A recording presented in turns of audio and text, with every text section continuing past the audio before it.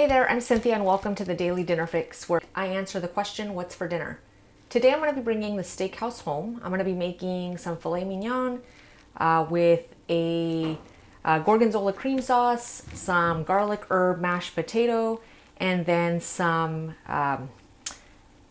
roasted Brussels sprouts with a balsamic vinegar to get something green on the plate. This is a great meal to make any night of the week. As like fancy and complicated as it sounds, it's actually really easy. The most complicated component is really getting everything done at like the same time. But again, really not complicated recipes. So let me walk you through it.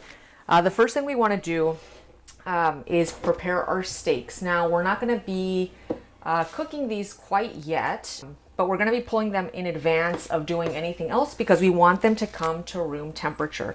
So I have 2 filet mignons weighing a combined weight of about a pound.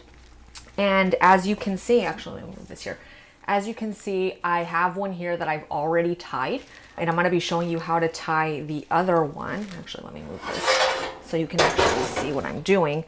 And the reason we tie steaks is it helps them retain their moisture as they're cooking. And this is a really expensive cut of meat. So the last thing I want to do is cook this steak to death and then end up with a dry steak. I don't know that there's anything sadder than that. So I have here some butcher's twine. If it isn't something that you keep on hand regularly, you don't have to buy it in large quantities. They sell like these little bits at the store. So I'm gonna take, I don't know, what is that, about a 6-inch length, let's say. And I'm just gonna wrap it around the steak as so, kind of getting it through the middle. That was almost too short. And you're just gonna tie this in a knot, and you want it to be snug. You don't want it to be like super tight. You don't want to corset your steak, but you want this to be a little snug. Again, this is gonna help the steak retain some of that moisture. And there you go. And it also makes a really pretty shape. All right, so let's season our steaks. So we're gonna just season with salt and pepper, super simple seasoning. And you wanna season generously with salt and pepper. It should look like it snowed on your steak. This is all the seasoning these steaks are going to get. So, you know, you've got like a good 1.5-inch piece of meat here. In order to season it through completely, you want to get a generous seasoning on both sides of the steak. So I'm just cracking some freshly cracked pepper here, and again being really generous with the pepper because I want to make sure that it's enough to season the meat through. All right, let's do some salt. And this is just kosher salt that I'm using. I don't cook with like the iodized table salt that you can get in stores. I just prefer kosher. And oh, before I forget, these little bits, just want to cut those off. We don't want to burn those. So we can also see how there's like these little bits here. You can just roll the steak in that, get some of the seasoning on the sides, just kind of press it in there, and there you go. So there are our steaks. I'm just gonna set these aside. Typically you would want to do this like a good hour before you're ready to cook, just to give the steaks time to come to room temp. So I'm gonna set that aside, and I'm gonna wash my hands. All right, hands are washed. Next thing I'm gonna do is I'm going to get started on our potatoes. Like I said early on, I'm gonna be making garlic mash. So I have a pound of potatoes here, which is like 2 small potatoes. It may not seem like a lot, but it's plenty for 2, which is what this recipe serves. So just wanna get the peel off. It's okay if there's a little bit of bruising there, you can just peel that off.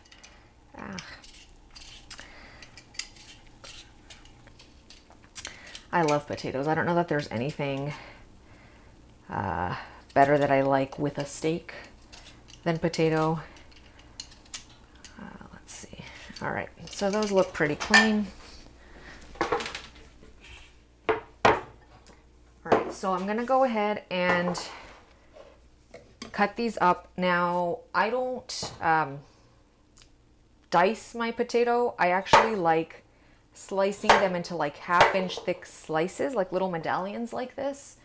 You see, when I'm making mashed potato, I just find that the potato cooks more evenly this way when they're all in even thickness, as opposed to kind of throwing them in like square like chunks, because then what ends up happening is the outside of your potato cooks faster than the inside does when you're cutting it in cubes.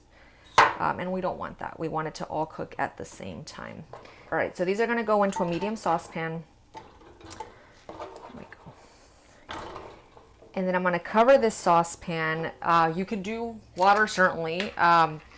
Years ago, I started cooking my potatoes for my mashed potatoes with broth. I have a vegetable broth here. It just adds a whole nother layer of flavor, makes them really yummy. It really makes a difference cooking them in some sort of broth as opposed to just salted water. So I'm gonna cover these just until the potatoes are covered, which is gonna take most of this little, yeah, actually, I'm just gonna pour it all in there. And we're gonna bring this to a boil over high heat. And then once it's simmering, we're gonna drop the heat down to like a medium low and cook these until tender, about 25 minutes. So for now, I'm gonna leave that there. And I'm gonna move on to our, actually, I was gonna say move on to our sauce, but we're not quite there yet. So I did mention these are gonna be a garlic herb mashed potato. So the garlic is actually some garlic that we're going to roast in the oven along with the Brussels sprouts that are gonna be roasting. So I have here just 2 cloves of garlic on a piece of foil, to which I'm gonna add just a tiny drizzle of olive oil. And then I'm gonna just make like a little package with this. You can do this with an entire head of garlic. For the purposes of doing this super quickly, I'm just gonna do a couple of cloves. If I were to do a whole head, I'd need about 45 minutes for it to roast in the oven. That's gonna be longer than this entire meal is gonna be ready in, so I'm just gonna do a couple of cloves.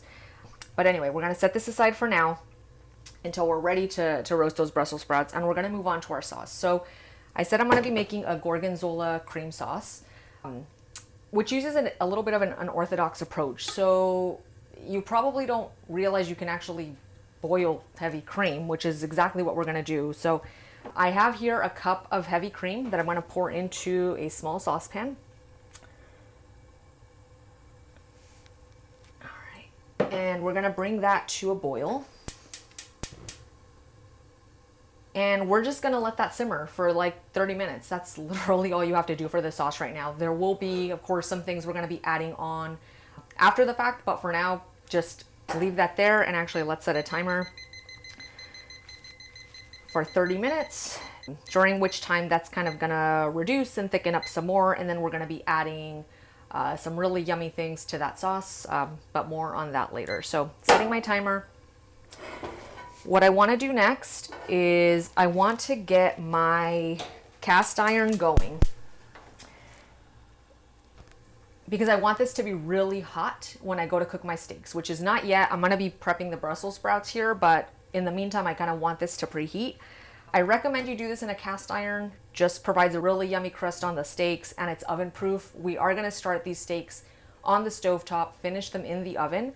If you don't have a cast iron skillet, that's okay, but you definitely want to use some sort of skillet that is oven safe up to at least 400 degrees, which is what we're cooking those steaks at. And speaking of which, I have an oven already preheated at 400. It was like the first thing I did when I pulled the steaks out. I turned my oven on to 400. So we're gonna leave this here, and then let's chop up our Brussels sprouts. And actually, I lied. I'm gonna move this to this other burner and let that heat there, just so I can show you what's going on with these Brussels sprouts. So I'm just heating that over kind of like a medium heat. Yeah, medium heat's good. All right, so let's move on to our Brussels sprouts. I have here 3/4 pound of Brussels sprouts that I've rinsed. And what I want to do is we're going to trim the bottoms and then cut these in half and just throw them back into our bowl. And yeah, we're just gonna do that. Super simple. And then I'll kind of walk you through what's gonna happen next. Oh. Now, as you're cutting these, you want to hang on to, like, these little bits of leaf are going to fall off, and that's okay. We want those because when these roast in the oven,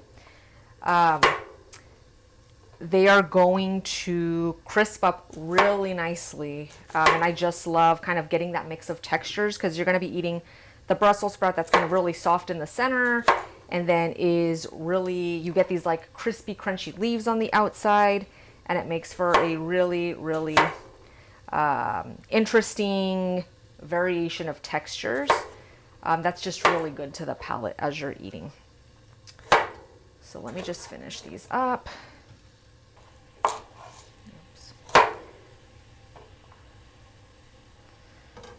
All right. So our Brussels sprouts are chopped. We're gonna go ahead and toss them in a sheet pan. Yeah, I think I got them all.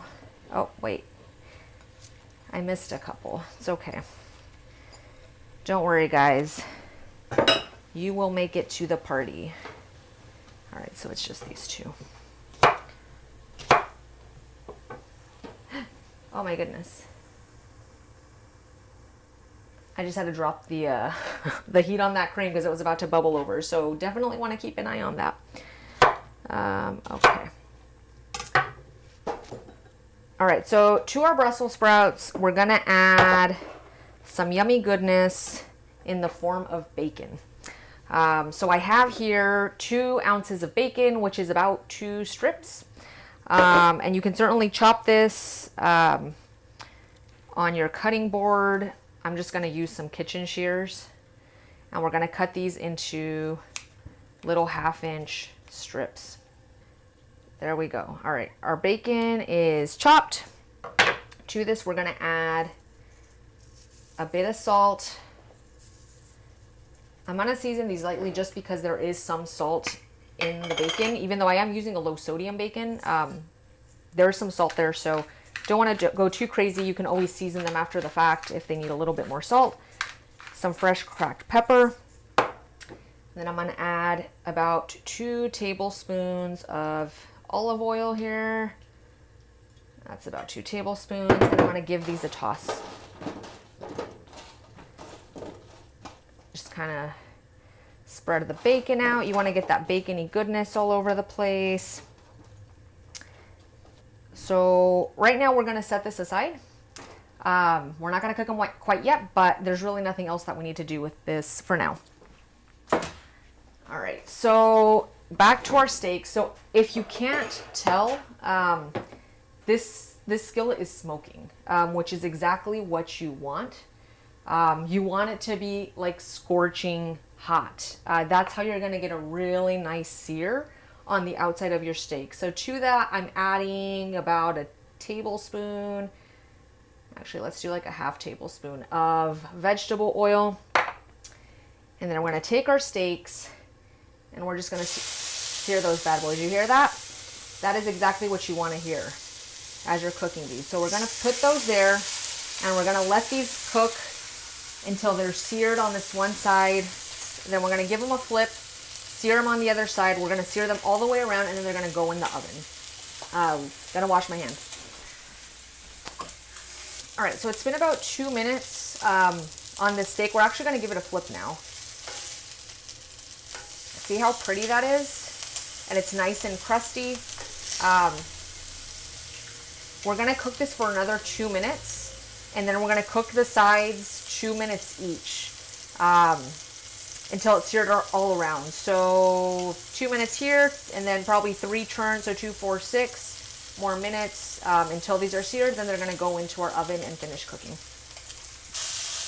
So when you go to sear these on the sides, it can get a little tricky because they're going to want to fall over sometimes. This one seems to be standing up perfectly fine. This one is just not having it. So I'm kind of just holding that up as best I can as it cooks. You can also just kind of lean it up against the side of the skillet if you wanted to. I'm not going to do that with this one right now because I want it to keep searing, but yeah, if this one weren't like cooperating with me, I would totally just stand them both along the side of the skillet so that they sear. Oh, look at that. See that like golden deliciousness? That is exactly what you're looking for. That looks really, really good. Let's give this one a turn. Yeah, this one as well. See? That's beautiful. I don't eat steak often. I actually don't eat red meat all that much anymore. But when I do, I want to have a really nice cut of steak. So, you know, we'll do some filet. We might do like a ribeye. I've done like a steak Florentine, or really enjoy doing steak Florentine with like a T-bone, which is really yummy. But filet mignon special. So if you've got, I don't know, like a birthday coming up, an anniversary, Valentine's Day, you want to do a really nice dinner and show someone you really care about them, make this and they will love you for it. All right, so these are seared all around. We're going to turn these back onto the flat side, and they're going to go in the oven for 8 to 12 minutes. I'm going to check them after 8 minutes. The temperature should register 120 for rare, 125 for medium rare. You don't really want to cook a filet mignon past medium, but let's get this in the oven. Oh, actually, this is a really heavy skillet, so I'm going to need both hands for this. So into the oven this goes.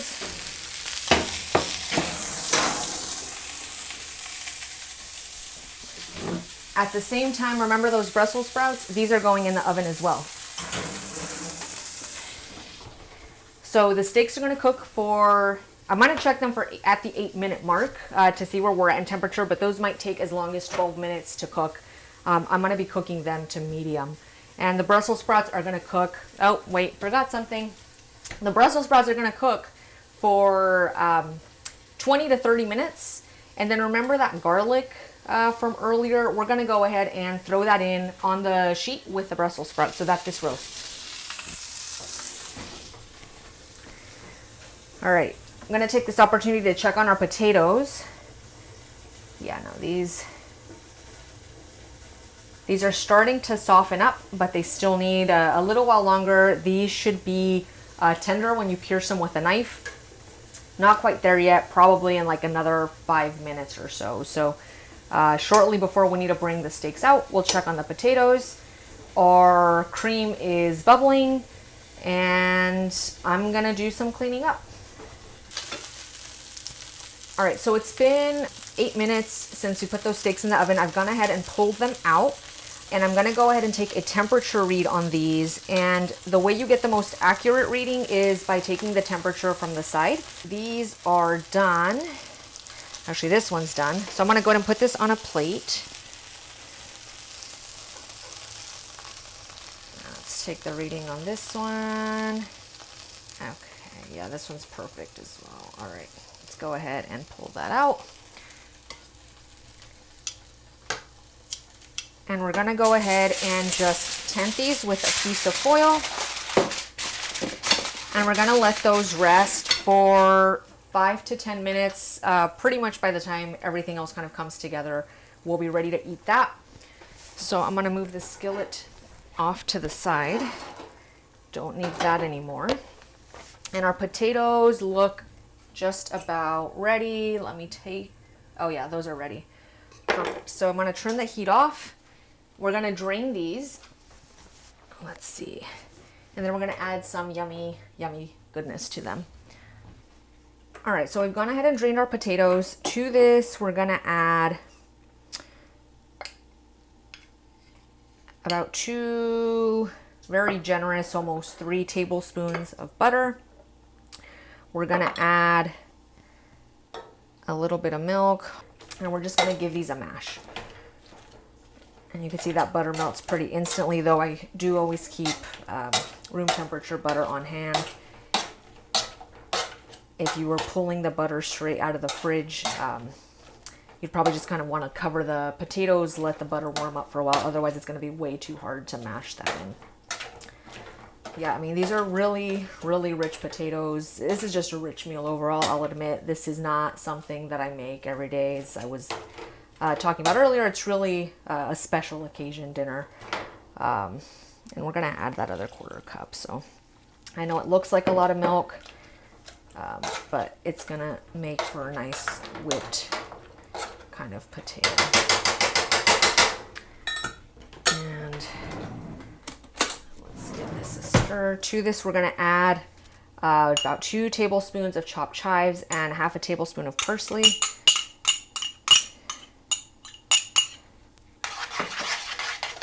So there you go. So we got like a nice puree. Let me give these a taste for salt. Those are really good.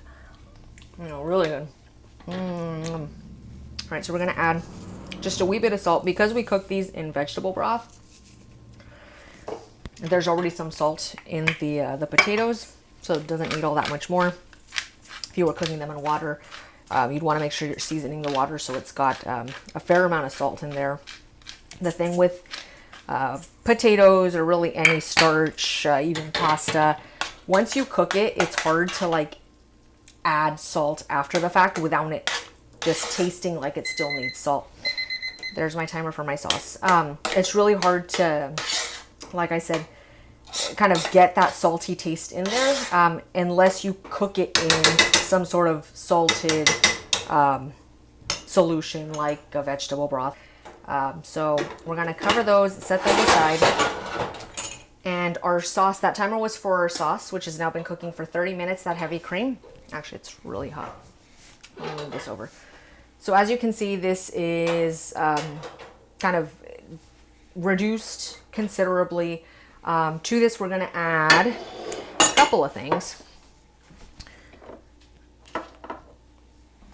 So we're gonna add about a tablespoon of Parmesan cheese, which I freshly grated earlier. We're gonna add a tablespoon of minced flat leaf parsley. And we're gonna add an ounce of Gorgonzola cheese. Now, if you're not familiar with Gorgonzola, Gorgonzola is, it's an Italian cheese. It's a type of blue cheese that comes from the northeastern Gorgonzola region of Italy. Now, if you can't find Gorgonzola, though it is pretty easy to find these days, if you can't find Gorgonzola, you can substitute another type of blue cheese. You could use a Stilton, which is an English blue cheese. You could use, the name is escaping me, a Roquefort, which is another type of blue cheese. You want to make sure when you're making this sauce, you don't make it too far out in advance. It doesn't reheat well at all. It'll actually break. So, you know, our potatoes are done. You saw our steaks are resting. The sauce is done. The Brussels sprouts probably have another 5 or so minutes left on them. And we're just going to kind of set this aside. I'm going to do some more cleanup, and then I'm going to show you how to finish the Brussels sprouts and plate everything. All right, so our timer for our Brussels sprouts just went off, so I'm going to go ahead and take a look at those. Oh, these are perfect. And one thing I'd forgotten to mention earlier is you do want to give these a stir like halfway through cooking just so that they brown evenly. But as you can see, you've got like some charred Brussels sprouts. You've got some of the crispy bits like from the loose leaves, which are really yummy. And I mentioned earlier, the bacon is also crisped up nicely. And then we have, of course, the foil packet of the garlic that I'd forgotten about earlier when I went to go put the Brussels sprouts in the oven. So what we're gonna do is we're gonna take this, set it aside. We're gonna take some balsamic vinegar, and this is a pretty high quality balsamic. This stuff can be pretty expensive, so if it isn't something you kind of keep on hand regularly or cook with often, you can just buy a regular or an aged balsamic and reduce it in a saucepan for like 5 to 10 minutes, just so it becomes thick and syrupy. Which is really what you're after. You don't want it to be like watery and runny. So as you'll see as I pour this, and I'm gonna need about a half tablespoon for this, it's gonna pour really thick, almost like, not quite molasses, but maybe like a maple syrup. So just kind of drizzle that. And we're gonna give this a toss. Oh, it smells so good. All right, let's give these a taste. Nice and crunchy. That leaf was really good, but let me try one of these.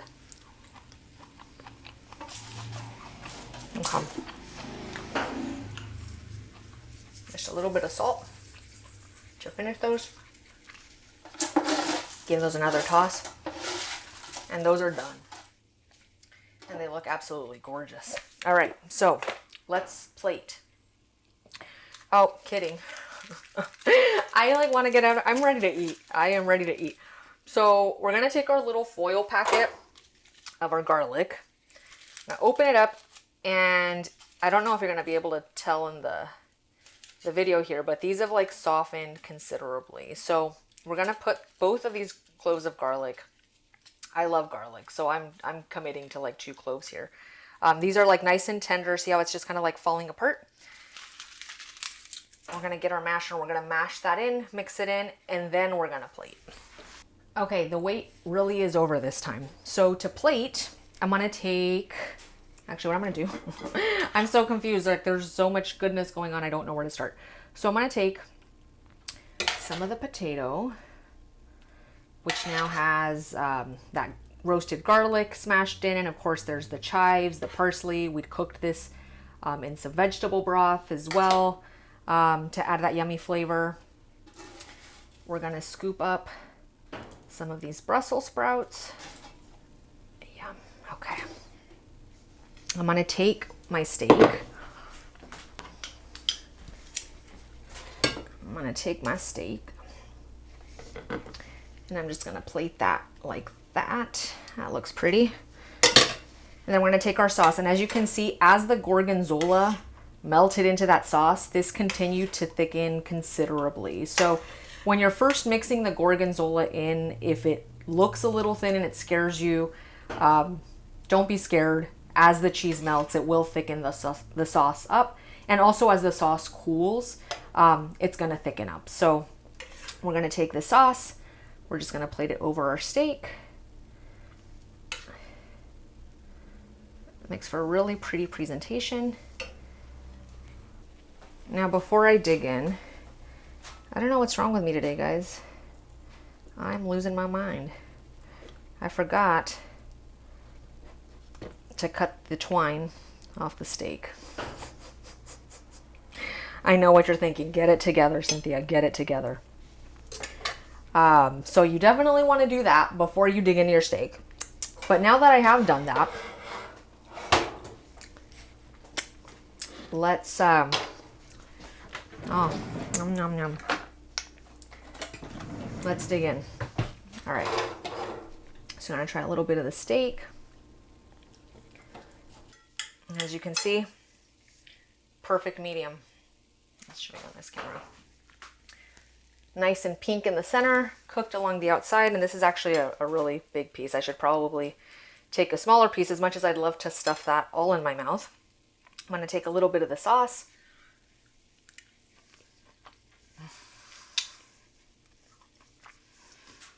I want to cry right now. My mouth is so happy. Oh, it's so good.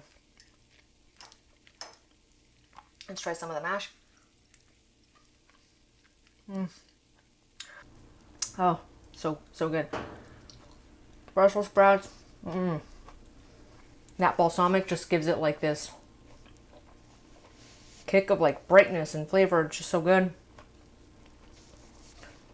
If you have a special someone, or even you just want to do something special for yourself, this is a great meal to make. Not overly complicated recipes to make. Just take some careful timing to make sure it all comes out at the same time, but nothing you couldn't do at home. I really hope you'll give this one a try, and thanks so much for tuning in. See you next time.